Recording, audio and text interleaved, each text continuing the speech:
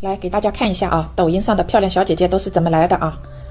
我现在是没有开美颜，也没有化妆啊，就这个熊样，大家看一下，没有开美颜啊。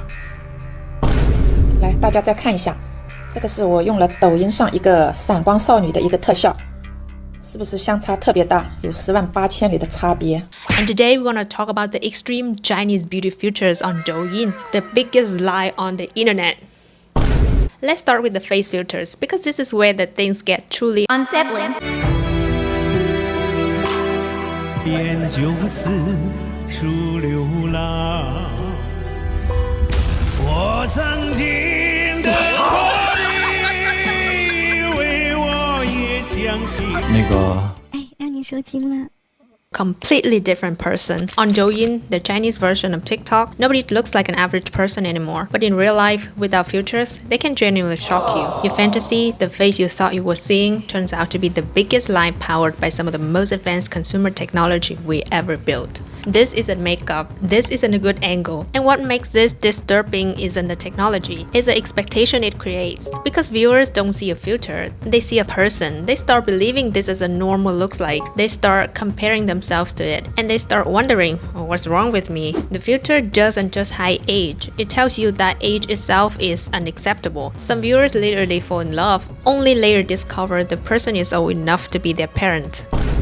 I'm talking about the extreme Chinese beauty filters. The filters so aggressive that they don't enhance the reality, they replace it. Next, we reach the boss of insanity, the skinny leg walking filter. Yes, you heard me. This filter will narrow the legs while you walk, bend reality around your thighs, grab the floor for you, make doors curve, make the walls wobble, and yes, people still use it. Your legs don't just look slim, they look like two chopsticks trying to escape gravity. And the craziest part, everyone knows it's fake. Everyone sees the distortion. But the pressure to look thin is so strong that logic no longer matters. Reality bends, literally. This is a trend where creators film themselves walking through malls, streets, subways, anywhere with straight lines. This is a software rewriting bodies and even the world around them in real life. Why does any of this exist in the first place? The answer is simple and uncomfortable. Toxic beauty standards. On Chinese social media, the ideal look is extremely narrow. Pale skin, skinny legs, tiny face, big eyes, youthful look, and youth is non-negotiable. No matter how old you are, you expect it to look young. Old doesn't mean experienced.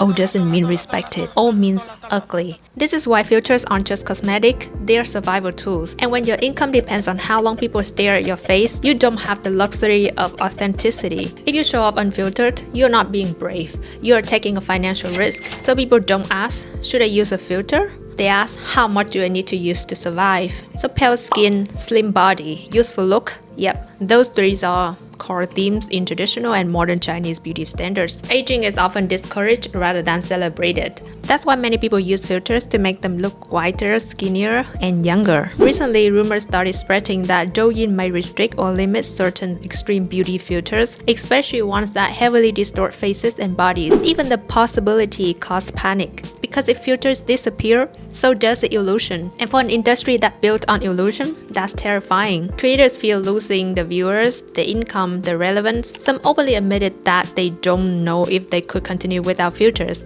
Nobody will pay the Wi-Fi bills to see them, the real them, talking and dancing anymore.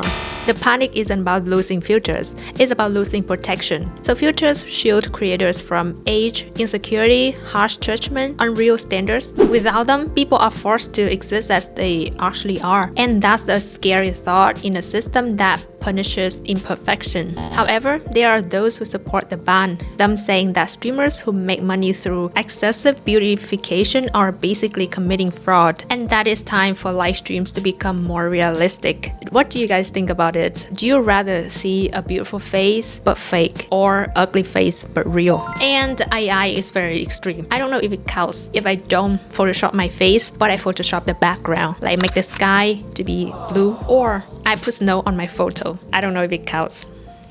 Stop it. Get some help. Also, I think young people follow beauty trends partly because of their idols. Like, Yang Mi is a very famous Chinese star, and recently she became a center of controversy because during a live stream, she was reminded by her staff to eat less, even though she had only eaten a few mouthfuls of noodles.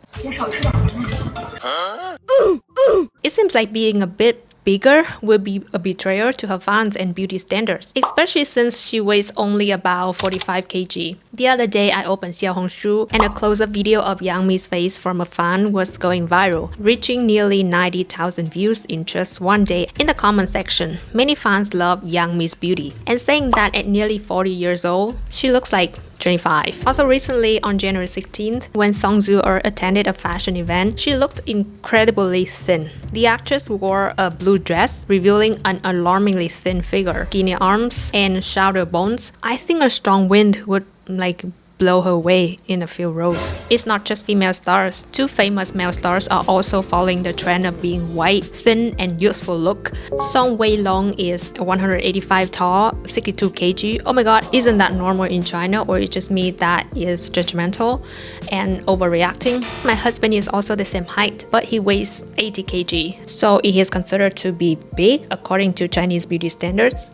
Let's look at the other man. Luo Yunxi is 188 meter tall and weighs 58 kg. They probably need to drink water instead of eating rice.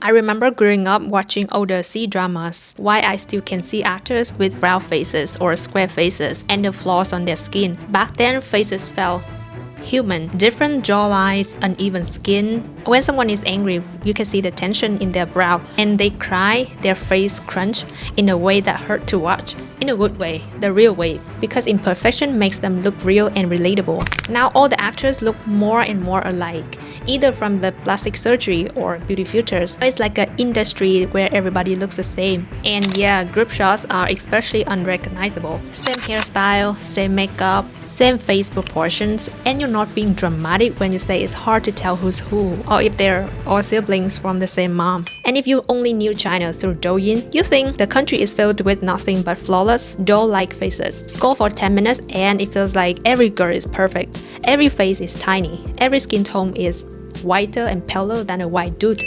Everyone looks like 18 forever. But then you step outside, you take the metro, you walk through a shopping mall, you sit in a cafe, and certainly you realize something. The real world doesn't match the screen.